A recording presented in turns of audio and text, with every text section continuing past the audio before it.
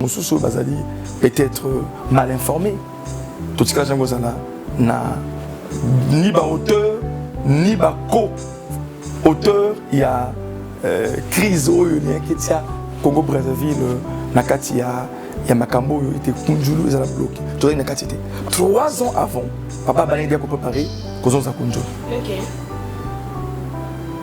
Et dans une chance, vous allez par Moko Nami Balé, il y a bateau yé à Sangisa qui peut être tout ça le travail et à relancer un centre agricole, agro-pastoral.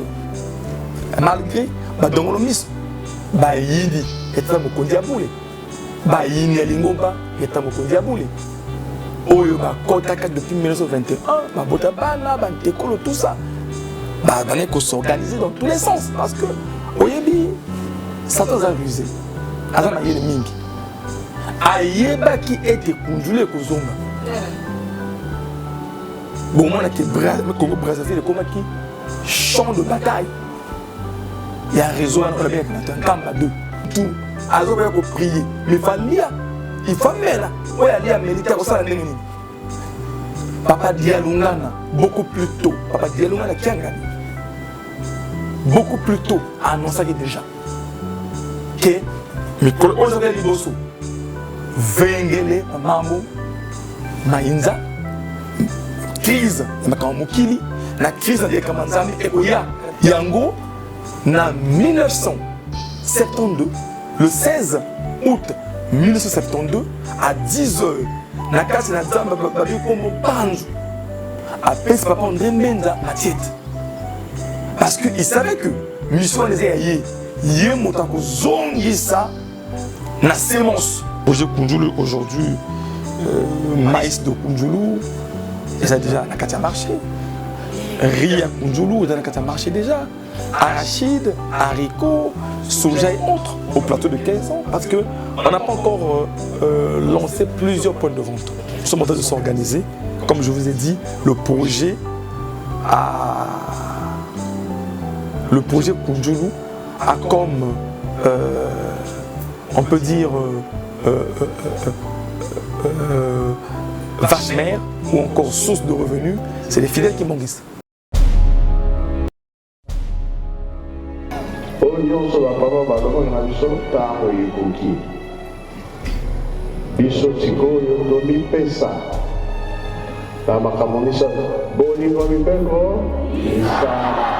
Keke nyonso komona yo ekoye mama na biloko na biso mama yonde ojali mama ya mabota bato makambo mingi ya babepo na biso bato moyindo kasi ntango eboya bakosepela na biso kaka santan ekomota makambo enene. Merci beaucoup de retour sur ces plateaux Elongo Kaka nakati ya Pole na invité na biso de marque mingi Nangonga Osuko Tokosolana en tant que directeur national de la fondation Papa Simon Kimbangu Papa Armel. Trop pour respirer si ngabo eto zoni pa bato lobaki akala to bon ko loba esika to total ici na mokili mobimba nesa to memi Pole na maye oyo mazalaki na kunzulu akala elelo oyo to yena kunzulu Yasika.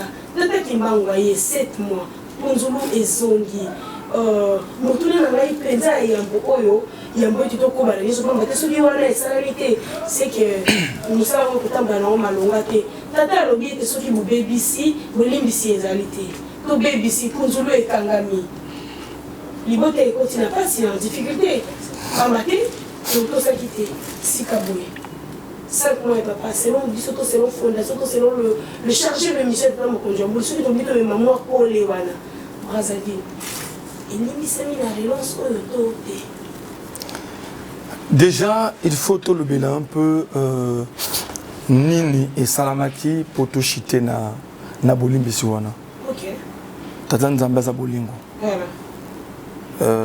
Déjà, tant que crise et bêtise m'a cassé na Brazzaville parce que traverser que tempête Moko, il y a la tension entre décembre 2021 jusqu'à, je peux dire, mars 2022. 22. Voilà. Likamba moké, il y a Batomi Balé, privé, intimité à Batomi Balé, au lien qui est touché plus en fait, les milliers de fidèles, pourquoi pas peut-être comme c'est ma cambe belé, il y a un programme, il y a Tamoli au Monsanto. Mazanzambe avec Makasi, il y a gagné quand il y a gagné. La Koloba était déjà, tango papa a pesé Papa Brice Voltaire et tout. Mission, il y a côté de part et d'autre, c'est-à-dire que les côtés de part et d'autre, pardon, excusez-moi, côté de part et d'autre, pour qu'il y ait Batouba, comprendre et chemin, que José a bien été, avant qu'il ait les camps. Parce que nous avons toujours une image, le 7 février, c'est une sanité 2022. Papa Bengi, Albina Papa Brice,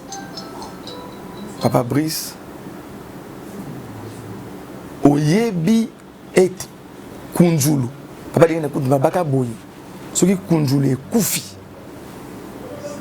A Kolimbisa jamais. Congo Brazza. Lelo Oyo. Na lingina zonga sa Kunjulu. Makelele wana sa kompeshenga ina zonga sa Kunjulu. Ko sona wana ko wela nana ko bena na wana e kompeshenga na zonga sa Kunjulu. Satana moni etene na lingina zonga sa Kunjulu yango wana atie makelele. Pambate mafalon. Na ko lobela yango na nzela milili na bino singa na nzela ya ba image na bino. Déjà, 3 ans avant, Papa Balindia a préparé Kozon Sakunjo. Ok. Et nous avons chance, vous allez, par Moko Yami Balé, il y a bateau yé à Sangisa qui peut être tout ça le travail et à relancer un centre agricole, agro-pastoral. Donc le Kola, le Kunjulu, le Tendele, Kinkewa, Banasanda et autres, papa déjà, qu'on se préparait déjà. J'ai fait plusieurs missions dans Mikilia Poto pour Nanzelawana, pour la ça, bas centre, na O2, il y a papa Mokondi Aboule, Tangoana, Nazalakinani, Moka va chargé de mission, on peut dire pas officielle. Dans l'ombre. Ok, dans l'ombre. Okay. Donc, et papa, déjà, année où il y a bon ça qui était à relancer Kunjulu 2022. Parce que qui était 100 ans ici, il y a papa qui sont lequel, il y a papa Dialungana, il y a papa Diangena Kuntima. Alors, il y a Lingomba et Leki. Il faut à lancer à zéro l'activité nuance aux acquis bloqués. Alors, imaginez-vous, était période de cardigan de Seyango, ba machine et son mami, qu'on sonne à écouter. C'est qui, comment très dur pour n'abuser pas autre, il y a qui secret au papa qui a procédé pour n'abuser Njolo. Ah, na quand il secret pour soi, na boye baki. Il y a que son athée, il y a que son déjà makamwana nyonso ni de près ni de loin, tout ça qui n'est qu'à t'inangoter. Contrairement à ce que raconte Batomoussoussou Bazali, peut-être mal informé. Tout ce que la gens n'a ni bas auteur, ni bas co-auteur. Il y a crise au Congo Brazzaville, Nakati, il y a Makambo, il était Kunjulu, il a bloqué. Tout ça, Nakati. Par contre, Bissou, tu as qui, ça peut pomper. Tout ce qui est maki, n'attends pas qu'on dise à boule, t'attends pas le mot santo. Pour être, tu as kotia, kimia, la bisika nyuso kimia zala. Pour être, il y a qu'on dise à naïe, et aux gens ça conjole. Papa, mais pardonnez mon indiscrétion, mais pourtant c'est ce qui s'est dit que ce sont les étoux qui sont à la base des disputes. Il y a combien de nakari, quand on manie l'ango pena l'ingala et malamu, il y a combien de la bendana et quand il y a Congo Brazzaville et que les lois et y a un mon centre comme il y a ba et tout. Pour l'imbolaboni, il y a un poteau sur la biso pour battre aussi kotelemisa mwani emoka malonga n'est-ce pas photo mais mapé polé na mitu ya bana tata nzambe ndenge ka émission na biso zali kolobela yango nakoloba ezala papa Brice Voltaire et tout to ngai papa Armel et tout sans peut-être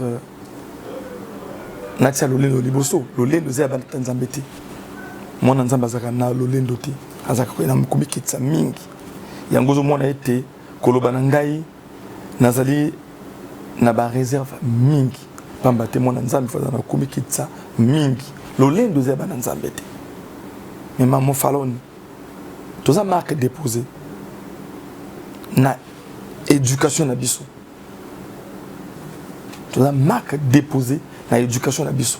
Je veux dire quoi par là? Marque déposée, il veut dire quoi?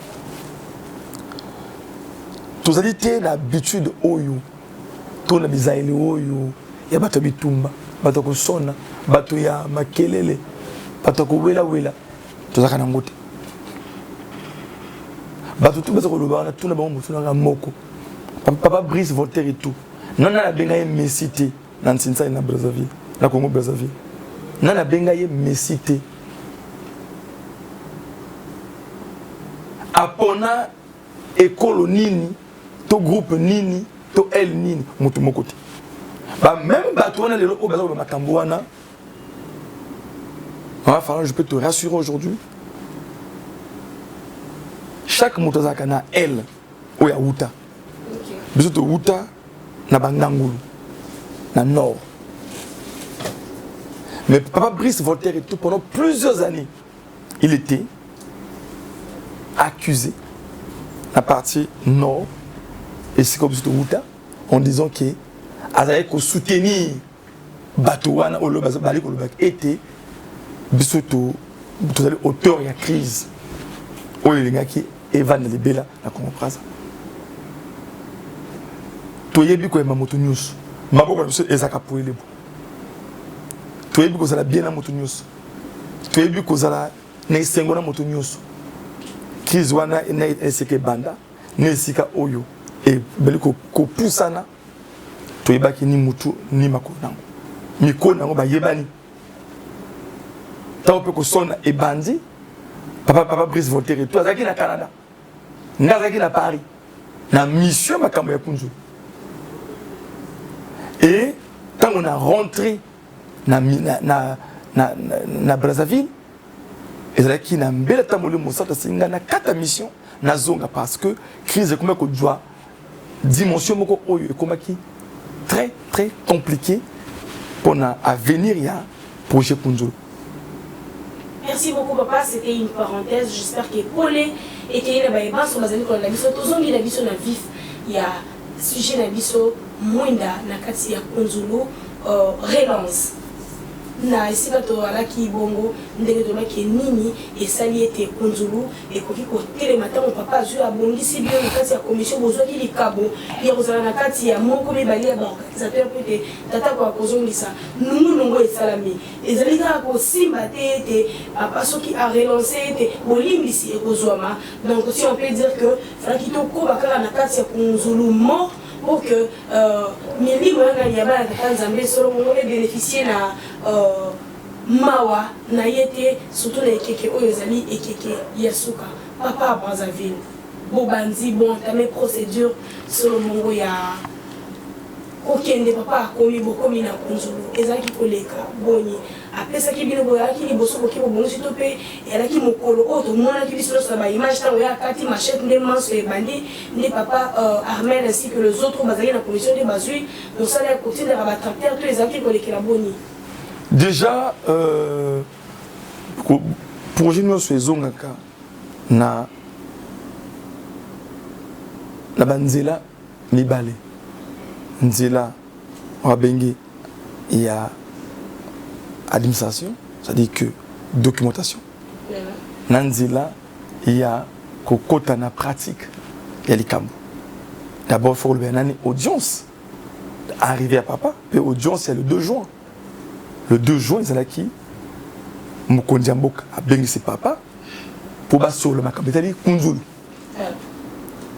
Na masolo wana mokonzi mboka papa tournier so ya kokela musala mokonzi mboka pesi nzela pe a rassurer que a soutenir projet et moko a yebi projet yango a yebi importance nango a ko s'impliquer nango pour être a pesa papa maboko donc ngena baki été projet Kunjulu et ko balana na projet société ya tata mokonzi mboka na plan quinquennal na ye 2021 à 2026 par le balai corona pe ko bokola alors ko bimana audience wana et puis papa possibilité oyo akende ko zongisa misala le 9 juin na mboka Kunjulu tuma biso na bilili akendaki akataki matiette amataki na tracteur pour l'accès été misala azongisi yango Kunjulu en marche Kunjulu 2 en marche et mokolazaki mokoloba émotion. Imaginez-vous nga monazaki na volant yata mokonzi ya bule ko banda Brazzaville ti Kunjulu nga monazaki na volant nayokaki mingi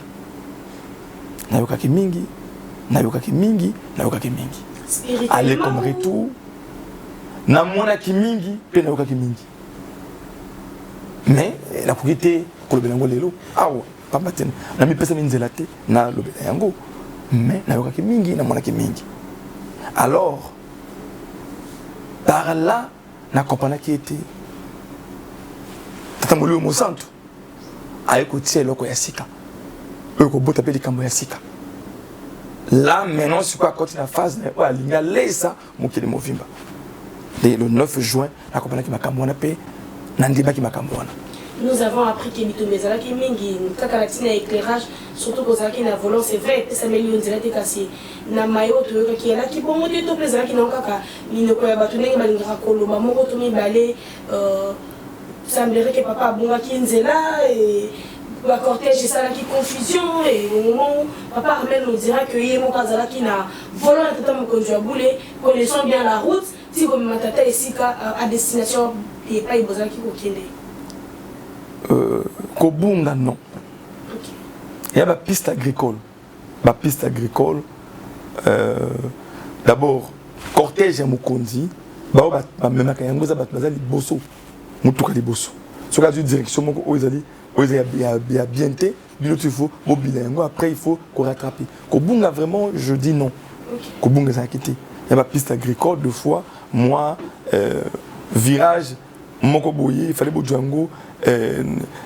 Na sens moko boye bodjon na sens les bosso il faut bon rattraper si to baki na bodjon et tu connais que destination Gaboma auto comme presque 2h du matin Kobunga non. Merci beaucoup papa Vianney. Merci beaucoup mon Fallon, merci encore papa Armel. On a bien raillé entre parfois machine de guerre ou azali machine en tout cas, tant on a été dans une fois bien le papa Armel, mon clip est le mini. Mais d'abord, papa Mourodjabouli a commis à Brazzaville, tant a commis les bosso à Yamami et pas papa Mourodjamboka. Na interview papa Alubi, Toye, Kokutana, Tata Mourodjamboka pour la Mourodjamboka. Mais qu'est-ce qui a motivé Tata Simon Kima Onkarani à gagner Tata Mourodjabouli pour na papa Mourodjamboka pourtant il pouvait carrément partir.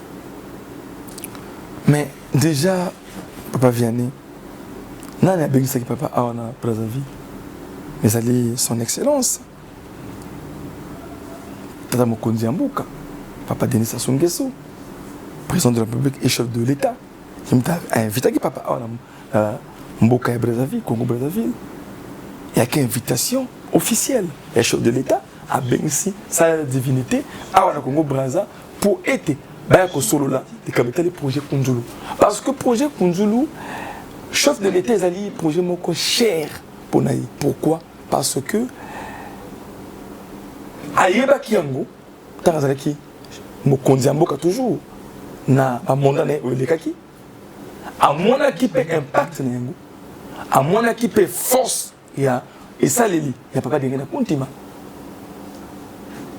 donc pour nous c'est important à solo na papa après ma démarche il y a marre de projet maman c'était ça Sungeso mais fort naïe parce que Alors, on a papa, c'est moi qui m'en kangani. Après qu'on soit la pleine chef de l'État. Donc c'est elle qui a fait en sous forme de pont entre le chef spirituel, l'église kimbongiste, de Pinkamba, et le chef de l'État à Brazzaville. Et Boti audience. Alors donc, Nazaraki Moko, il y a qui grâce à Tata Molimo Santo. Nakati ya organisation, il y a audience wana parce que il y a une partie église, une partie l'État pour que et aboutir na boye ya papa pour être audience wana salama. Donc na yebi un peu comment makamboto ndenge le kaki malgré ba dongolomis ba yidi eta mokondi abule ba yini lingomba eta mokondi abule. Oyo ba kotaka depuis 1921, ba botabana, ba tekolo tout ça. Ba bané ko s'organiser dans tous les sens parce que oyebi Satan a rusé. Azana yele mingi. Ayeba qui était conjulé ko zonga.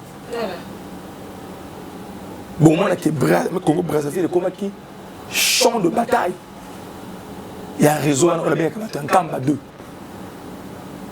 Mais je dis merci papa c'est mon kanga aux Nzambe ya solo pe bomoyi ndenge otiki bolumbu otiki polele ndenge miso na bino bozo benga ngo polele papa tiki polele pe système nyonso ya Kamba 2 donc Kamba 2 malgré parce que souple parce que papa surprendre que batoto travail ça qui est c na les zéros dans l'ombre. Le patron de l'administration. Papa Bitouvi du Kangani. Zako, professeur docteur. Ok? Et c'est par là aussi qu'on a découvert vraiment Maman Fallon, qui est Papa Zako, Azali réellement, Moko la colonne vertébrale, et à Moulio Moussantou. Et ça qui n'a pas démarché à audience. Nini Oyo Monaki, Oyo et Sali que non, vous avez convaincu que non, papa conseiller direct, professeur, docteur, a réellement colonne vertébrale parce que les lots aussi, il faut le dire, papa Moussou c'est le sens de gauche à droite pour naïe.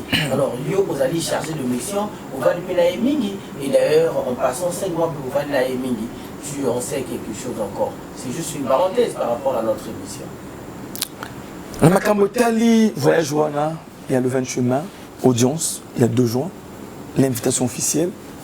La découverte de Papa Zako, respect, il y a Kinkulu, qui est beaucoup de Lingomba. Voilà. Respect à Molio Mosanto. Respect à principe. Et respect à l'orientation et à Molio Mosanto. Vraiment, c'est vraiment comme on dit, c'est la machine de l'administration. Parce que Bisso, mon élève n'a Bisso. Parce qu'il y a des télé, ma comme sous tout pesant, des moko côté. Papa Vianney, maman Fallon, na mona oyo, ndamoko ti lelo, je ezali histoire, mon collaborateur peut s'en dire tout le beléango, tout le beléango. Mais je peux vous dire seulement que Papa Zako, il incarne force Moussou. Oyebi Mukondi. Parce que papa est 100% Dieu, 100% homme. Alors, il a aussi tout autour, naïe, ma conseiller, tout ma conseiller, ou ma paix, na même chemin. Donc, na moulimo, à 100%, na d'autres peu, à 100%. Sauf les kimbongistes, le Nkamba 2, qui racontent le contraire. Sur ça, kimbongistes, c'est un Nkamba. Il y a des moyens Monsanto. Il y a des partout, il y a 4 générations. Et là, si été, bah conseiller, pas conseiller, naïe, bah cause à la bateau, bah ordinarité. Dans le domaine où il y a PC Bango, bah développer. Kaka, papa soit apprécié poste moko fonction de ma falon dans mon ayo au pesameli makasi wana makambo ya ba émission dans mon ayo ko dégager énergie aux positif énergie moko spirituelle donc la découvrir makambo belé papa zako il y a kitoko ça spécial je dis oh ça spécial oh ba ki mongiste peut-être un jour ba ko yeba l'organisation. Voilà. Comment faire déplacer le champ spirituel? Parce qu'un chef, c'est ses collaborateurs qui préparent le voyage, partie administrative, tout ça, donc les coulisses. Ainsi sa sécurité aussi. Ainsi sa sécurité. J'ai été dans les coulisses. Depuis la coulisse, si sur les coulisses, Nazaki Nakati. Donc, il y a mingi. Moni pe mingi. Na moni mingi na ili mingi, mais na koko le bangote. Tout ce qui est pesé dans nzela na le bateau. Aussi les mauvais bateau. Non. Là, le makambo est spécial. Bateau, surtout quand papa a déclenché le dit que je vais à Kinshasa pour aller à Brazzaville. Mais il y avait déjà eu un débat à Salamaki déjà. Peut-être 2-3 semaines avant.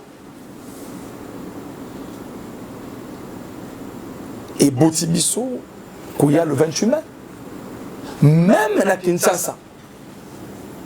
Il y a des choses qu'on découvre encore que papa Bitouvi de Kanganezako, professeur docteur, au mini bayébité, valeur naïe, faute n'a pas monté parce que Mazala qui m'ont c'est un camp 2. Ce ne sont pas des vrais qui m'ont dit. Tango machine est bloquée. Je dis bien la machine d'un camp 2. Et l'île déjà est déstabilisée. Papa Ayate, parce que c'est papa Ayé, Kunjule Kozonga, la machine de l'église, l'économie de l'église. Parce que vous savez, Kunjulu, Kinkewa, Mbadasanda, Luteneli, ce sont des projets économiques, c'est pour le développement. L'homme, Moutou, Azoka pour prier, mais il faut mettre là, militaire, Papa Dialungana, beaucoup plus tôt, Papa Dialungana qui a gagné. Beaucoup plus tôt a annoncé déjà que aujourd'hui Liboso Vengele Mambo Nainza crise na mokili na crise de Kamanzambi ekoya na mokili tango wana Sinsani ekokita mais na kasi na biso ekozala na kolona pe koboko yango na 1972 le 16 août 1972 à 10h nakasi na dzamba babi komo panzu appelle papa André Menza Matiette parce que il savait que mission les ayé yé motako zongisa na semence naba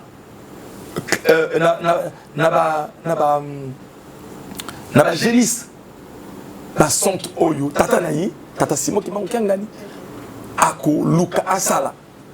Il faut bien sourcer ça là. Il faut bien baser ça là. Il faut bien ça là na fond de départ. Par exemple Kunjulu, fond de départ Kunjulu les papa on remenza. C'est mon satindaki. OK, toujours c'est mon et bah spéculation yoso. Maïs, soja, arachide, haricots, riz et les génisses. Les ovins, les caprins, les bovins. Au papa on remenza c'est donc voilà que papa déjà les années 72 après une semaine après retraite a déjà pour préparer ce que nous vivons aujourd'hui. Mais le diable était informé. C'est pour cela ils ont voulu déstabiliser. Dès qu'ils ont compris que papa veut partir à Brazzaville, ils ont dit ah ça y est, on a perdu. On a perdu, il faut chercher les voies et moyens pour bloquer un goût. Mais malheureusement, papa Zako, comme il respecte le chef spirituel, comme quand il prend position, et vous savez que c'est l'une des raisons où il est vilipendé par tout le monde, de tout ce monde-là, qui l'insulte. Parce que c'est le système. Le système où ils ont bloqué, bateau, dissident sur les lignes et pénétré pour déstabiliser l'église. Alors, il faut chercher un mot naï. Fibre optique. Ah bon? Mais pourquoi choisir fibre optique? Oui, je dis que papa Zako a fibre optique. Pourquoi? C'est la quatrième fibre optique, le tac. Le monde est déstabilisé. Parce que les gens vont dire, oh non, c'est du fanatisme, oh non, Azali, Moutou, c'est pas un dernier. Non. Azali, moi, il n'y a pas Simon qui m'a au Kiangani. Na yebe loko moko. Qui dit Simon qui m'a au Kiangani, dit c'est conseil direct. Exactement. Et na yebe que chaque conseil direct, a un rôle, oh, il y a qui.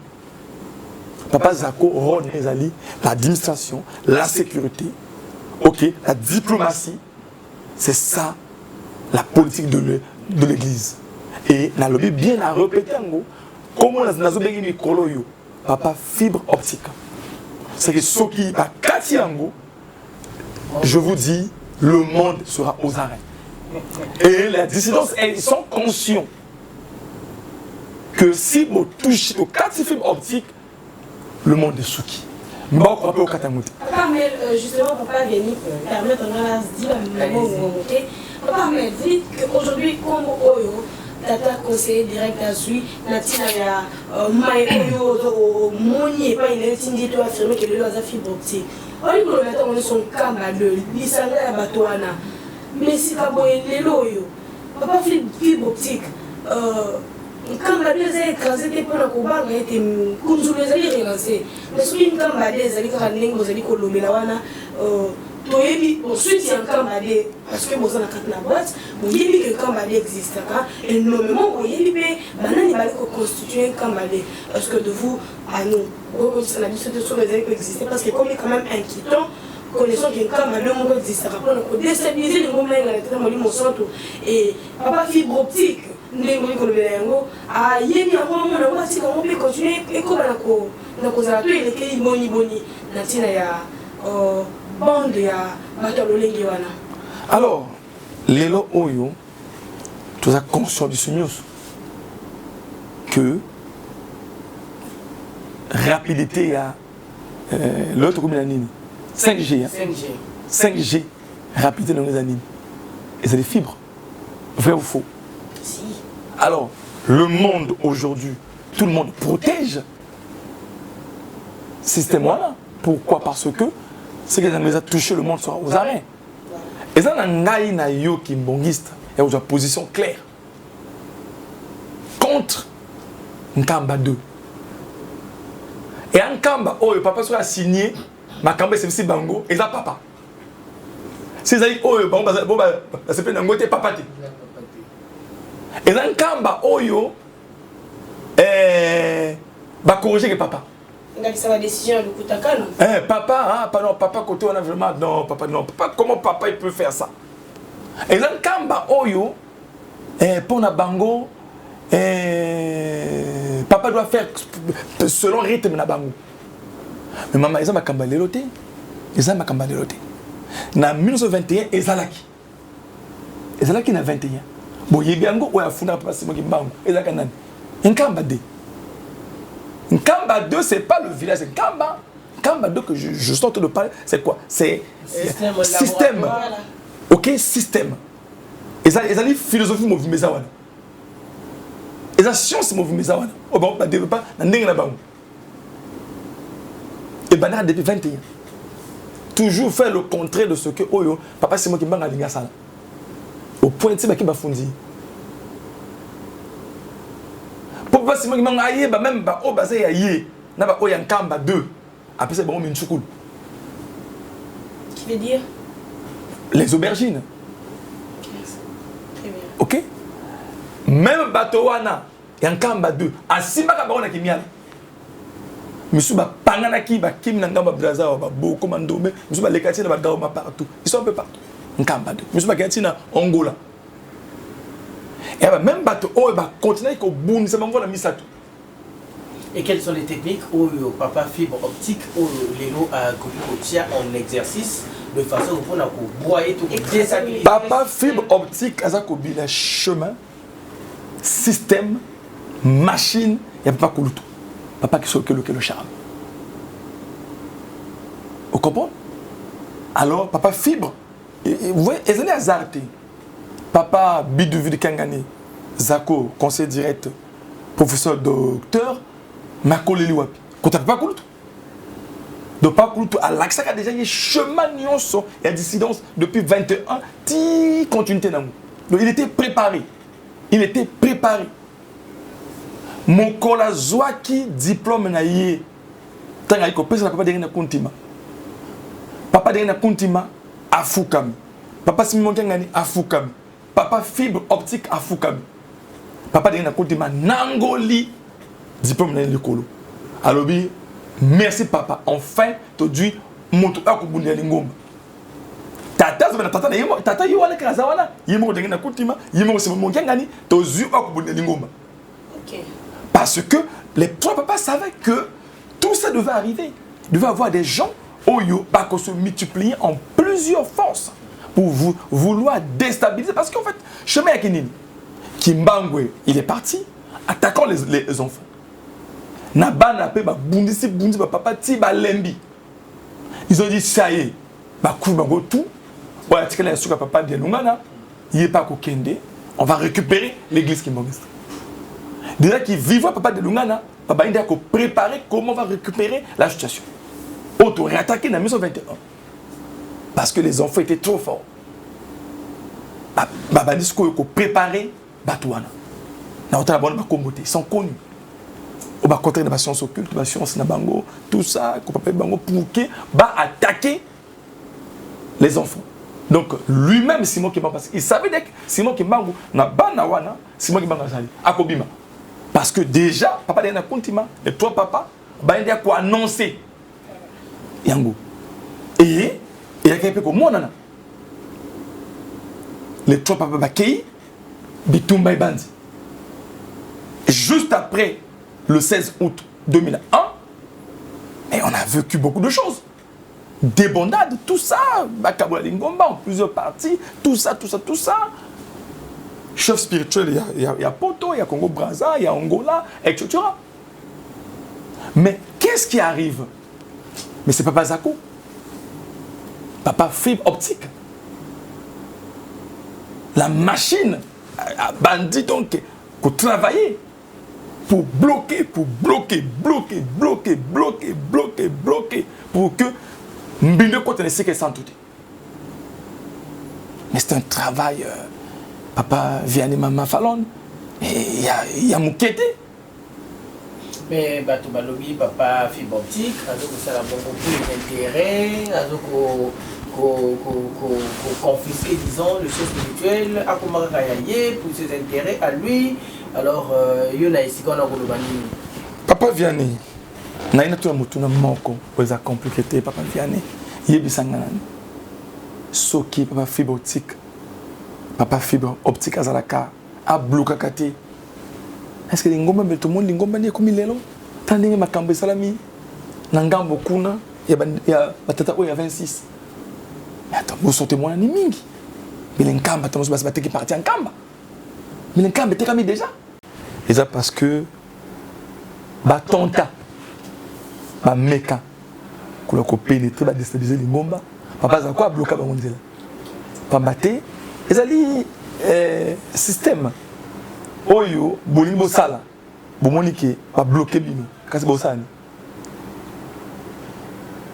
Réaction, il faut qu'on fingaye. Il faut qu'on attaque. La base, c'est beaucoup. Mais ce que vous allez prendre en compte, mais déjà, Nabino, Papa Zako, mais c'est depuis 2002. Qu'il est l'homme à battre. Ou à l'homme oyo a fait le musika. Kokana na bandenge tout.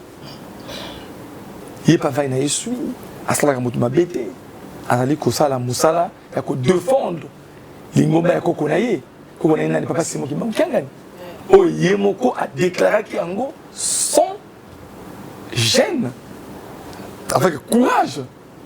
Le 14 janvier 2023, à la série de mon kili mouvement unique était c'est moi qui m'a gagné yende kokonaye au moins c'est quoi Papa Zako en fait azali ndeke wa bien combo ya egg avola kali kolo ya avola vraiment les kolo Alors, ce qu'a constaté, Bozo Banayon Nassé, à Bourayo Aleki. Et tellement que Batouba Yebi était, il y a Sakanakate, alors tu as Bozo Baté et Kola, la carte de Ngoma et Kokonaye, Azali très éveillé, Azako deux fois de Kokonaye, Tata Simon qui m'a gagné, moi d'Avele là. Batouba Bazako déstabiliser Kokonaye, Nankamba 2, Boulingin, c'est ma mère qui m'a simbité. Donc il y a besoin de locayo, arrêter la boutique. Parce que c'est moi qui façon ça. On a quand même alors on a aux aposandoki. Hein, les aposandoki, ouais, bien. La force, il y a comme les cas pour quitter. Mais les lots, papa Zako à défendre thèse naïe, docteur, professeur, mais pourquoi pas côté Kalingomba de soit dans le programme formal, tout va conseiller, tout va conseiller, à se focaliser vraiment dans ma cambo Italie, enseignement, tout et tout, voilà. Soit l'État peut-être, pour ne pas dire que non, bah, il faut qu'Abalobi, non, papa Zako a pessier, et si Kapuna a une équipe, tout et tout, encore dans le monde scientifique, il fallait que la Kula, mais il y a Kangami de l'autre côté. Non, Akangami veut dire quoi? Akangami, c'est comme si, les Amoutoyo, eh ben, Moukonzabaki Natika, il y a Kangami, non. L'église qui c'est un chose spirituel représentant légal. Ok? Et il y a ça, il y a conseil. Alors, papa Armel Tikato Zongana Kundulu, n'a pas battu, n'a pas sapé Maman Fallon, Bamituna ils allaient ébélé, télévision ils allaient Pengonga. Papa Armel, Baimbo Kabalobi, to laboratoire au système Kambalo Balobi, la famille et tout, Bategi Kundulu. La famille et tout, Apesi Kundulu Père Marraine, la famille et tout, Bazumbongo, ça et là, Figa et consort, papa et tout, aujourd'hui devant les médias. Nini Oyo, à travers l'émission Obandego Bagoy Kolanda. Tout le Koyoka. Tout ça Koyoka, mentir, mentir, beau mentir, la vérité restera la vérité, le mensonge restera le mensonge. Triste vérité, c'est que Nzamba kumaka satanate. Satan pas comme Nzambe, jamais. Jusqu'à la mokolo ya lelo. N'a de Dumbonga figate. Ne figa pèse son bon côté. Ok? Fond d'impulsion, de garantie, d'accompagnement. La montée d'Engenini, bah au bandasikoyo, qu'on peut se bien nommer au caraboy, bah peut se nommer non. Et les fonds oyo, bolivo de crédit na banque, bah garantie 50%. Mais yonza onza, nziampu, aligné na ba crédité. Aligné avec sa force naie, ma casse naie, azana banana hit. Nzembe lobi, mindele batuna kingai kimbangu, eloko nini ozali na yango, kasingai na yanola kibango, ete nazali na bilombe nanga. Bilombe ne bazali. Il y a Poto, il y a Europe et le monde entier, c'est eux qui sont en train de mobiliser les fonds qu'il faut pour impulser le grand projet agro-pastoral de Kundulu. Alors, papa Armel a teki, mais c'est toujours un Kamba 2 qui ont dit que papa a teki Lingomba. Ils sont arrivés au point de dire que papa va initier la franc-maçonnerie. Je ne sais pas ce que ça veut dire. Mais Bazou de Nzambe. Hein? Nzembe lobi, nani mvoama, kimbangu mvoama. Nana sedi ko beta tolo kimbangu yende alobi pote mokili movi mokili zali ya ye ba petui boyaka bosanzo la ye boyembela ye pote mokili ya ye kimbangu est très riche kimbangu na pour ça teka eloko mokote na mutu po asaleka moko boy. Vraiment merci papa Dani, la télé vraiment ezali ngonga to ali ko kima penza mbango par mail et tout moi sili na kati ya Congo Brazza. Kundulu de retour, Kundulu en avant, Kundulu Misala Yali Komonana. Depuis qu'il y a Papa Kimbangu, 7 mois, de toutes les plantations de Kundulu, nous sommes pratiquement à la 40e récolte déjà. Deuxième récolte. On vient à peine de récolter pour la deuxième fois. Parce que tu as la saison A, test, 58 hectares. Tu as la saison B, 600 hectares. alors tu continues à 1500 hectares pour tout atteindre parler na biso il y a 1500 hectares aux appelés les bossons de se récolter 2 fois saison A et saison B. Que faites-vous de toutes ces récoltes? Vous procédez comment? Non, quand nous avons une section, mais ça tourne dans ce média plusieurs fois dans Bilili, dans la section élevage, section agricole et section transformation. Ok, lorsque ils ont transformé sur place, ils ont transformé sur place, puis tu tiango na na le poteau, s'il faut dire prêt à consommer, pour qu'il y ait des verbes à consommateurs. Alors, Monsieur Soupé, ils ont qui kotaba ba éleveur parce que Kunju le projet Kunju a projet oyeko balana na kolobengo na projet société tata mokonzi amboka na PND ozali on peut dire tax force, c'est-à-dire que tax force et bongisaki pour que et attaquer l'économie, réussir l'économie amboka PND et iko balana pe na projet Kunjulu ko pesa projet Kunjulu et ko pesa PND makasi na nzela ya ba éleveur ko pesa ba éleveur bilona ba éleveur pambate na mokili wa biso ba éleveur ba na bilona pour ba bilona ezamo passe pour ba bilona tel que maïs tel que soja eza passe. Alors projet Kunjulu et il peut renforcer ba éleveur wana to banek déjà ko tu as progresser malembe na tonne aujourd'hui par quantité industrielle pour élever bilia ou sengile pour na bilona na nzela ya ba société ça la ka ba aliments de bétail bilona pour ba préparer ba aliments de bétail pour ba tekango na ba éleveur et p ko pesa pe la population bilia ou bio pambate bilanga et beba qui dit na kata mikili na biso Jésus Christ ya Rome à ma question, monsieur Bilanga, vous allez accompagner l'engrais chimique. Vous allez faire des maladies en dengue. Allez, tata moana velela nziampu. Ayena technique monsieur Bilanga yasika. Oyo kosala Bilanga, mais Bilanga vous allez bio, sans apport chimique. Pour être aligné, mon Afrique, allez à bio. Donc projet Kunjulu pesa ko pesa facilité na population balia bilia ou isa bio donc la production nyonso et donc qui soit vers les aliments de bétail couler sa bibouele soit vers couler sa population. Donc si on peut dire qu'on a la facilité de trouver 2 ou 3 produits déjà sur les marchés congolais. Oui, projet Kunjulu aujourd'hui maïs de Kunjulu ils ont déjà un marché. Riz à Kunjulu ils ont un marché déjà. Arachide, haricots, soja et autres au plateau de 15 ans parce qu'on n'a pas encore lancé plusieurs points de vente. Nous sommes en train de s'organiser. Comme je vous ai dit, le projet Kunjulu a comme, on peut dire, vache mère ou encore source de revenus, c'est les fidèles qui manquent. Ok? Donc on va au rythme des fidèles. Tout ça qu'on réalise au fur et à mesure. Donc on va créer plusieurs points de vente pour les ventes des produits de Kunjulu dans la ville de Brazzaville. Après on ira à Pont-Noir, un peu partout dans le Congo. Pourquoi pas traverser en RDC, en Angola, un peu passer par Bagui et coller ça qui le mouvement. Merci beaucoup Papa Armel. Les revenus seront gérés par l'église ou par la fondation? Les revenus du projet sont gérés par Papa Simon Monkiangani. C'est la fondation. La fondation, c'est l'église. L'église, c'est la fondation. L'église, c'est qui? C'est Papa Simon Monkiangani, qui est le patron de la fondation.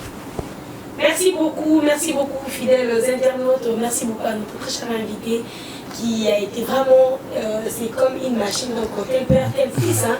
Donc il parle du général, professeur, docteur, encore la fibre optique. Oui, papa fibre optique, et qui a des enfants aussi, fibre de machine, donc voilà, avec tous ces numéros. Merci beaucoup, papa Armel. Télévision, et qui bon éclairage. Papa Armel, je pense que de l'éclairage que nous avons apporté, sûrement ça va aussi donner des vues hein, à d'autres personnes, si on peut les dire. Hein, puisque Sûr et certain. Parce que les naïbs, comme ça Internet, réseaux sociaux, YouTube, source de revenus na bango. On peut se vieux belé. On va récupérer. On va vieux belé. Mais malheureusement, on va attendre deux. Merci papa pour nous donner l'occasion. Vous avez la caméra en face de vous. Façon de dire un dernier mot pour le séjour de cette grande équipe des Ménana Kimbangu qui s'est déplacée du Congo RDC et de Kinshasa pour Brazzaville. Voilà quoi. Et des salutations aussi. Exactement. Déjà merci. Félicitations, merci. Parce que tout le monde remarqué, hein, c'est des jeunes. Beaucoup de dynamisme, courage, volonté d'accompagner mission aussi spéciale de Papa Simon Kimbangu. Ouais, démarré depuis 6 avril 1921. 100 ans après, et ça continue avec force. Donc il y a solo, vous avez Bilombe. Vous avez solo Bilombe. Et là, on a encore le bayak. Et pas y a pas au bazar Bilabiso. Ça a été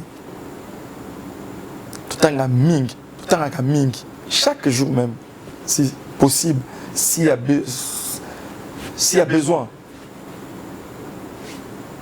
ou quand il y a besoin, on reprend la Bible.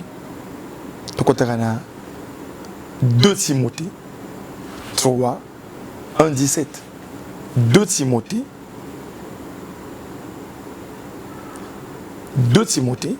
3, 1, 17. Bizaïli, tout ce que moi on a l'élo, qu'on les allie, bilembo et tamouyasoka. Donc, tobilaka mingi, ozo kaka gauche droite te, pambate, sikoyo, nkamba 2 appels coopérer. Tant papa zoba tout nkamba. Bon bilini. Boto sous nkamba te, c'est ça le boto sous te.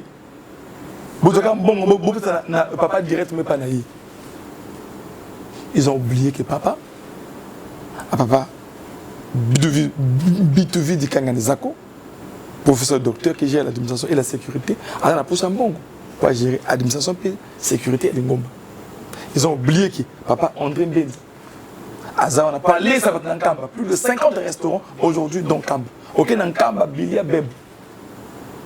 La Bilia Wana, il faut un bon côté. Parce que Kamba, 2 autres dans le contraire. Il y a un plan totalement en place. Ce qui système depuis 2002 et Tata Moli Mossa qui est à côté, mais tout le monde dit la camion où ils sont enchaînés. Tout ça la bilan. Tout le monde dit la ils sont enchaînés. 2 conférences et ça la collection monnaie n'a pas passé mon Kimbangu. Mamou la outil dans Kamba, dans Ngome Kichuka, à côté de Kamba. Tout le monde dit procès, faire procès. Il y a pas passé mon Kimbangu le 3 octobre 2011. Réhabilitation. Tout le monde dit oh, on a bien que ma patrie qui est assez. Musée Simon Kimbangu. Tout le monde dit aéroport de Kamba. Yango na tango nyonso na voisin atana papa Brice papa Mathieu mini rappel pepopa et qui on Nkamba 15 minutes.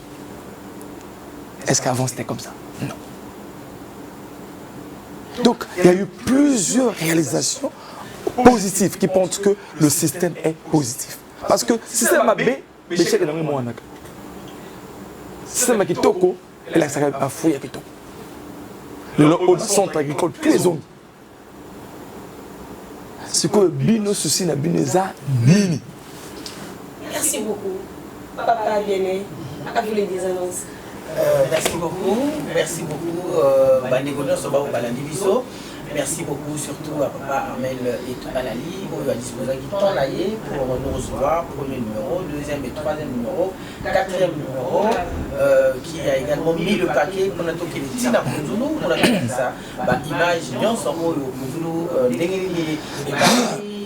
voilà jusqu'à aujourd'hui. Et merci encore d'avoir dit beaucoup Union sur la Julie Papeur pour la Nabiso. Merci beaucoup également à votre équipe. Merci, vous avez oublié. Ça jusqu'à vous avez oublié, c'est pas seulement mettre le paquet pour conduire et prendre en charge même un maquillage. C'est long séjour. Encore. Merci. Mais on peut pas aussi oublier le président du collège, Papa Brice Voltaire et tout Obami. Azoko aussi, Congo Braza. Azoko Pesa, Papa Kibango Maboko. Papa Bate Misala Ezali Boumona. Maton Domingue, quant à moi, je vous dis un grand merci et je vous laisse sous, n'est-ce pas, les images de Menga Makimba en télévision, Kunzulu, donc très bientôt. Merci. Kunzulu en marche. En marche. Restez branchés. Bye bye. Bye.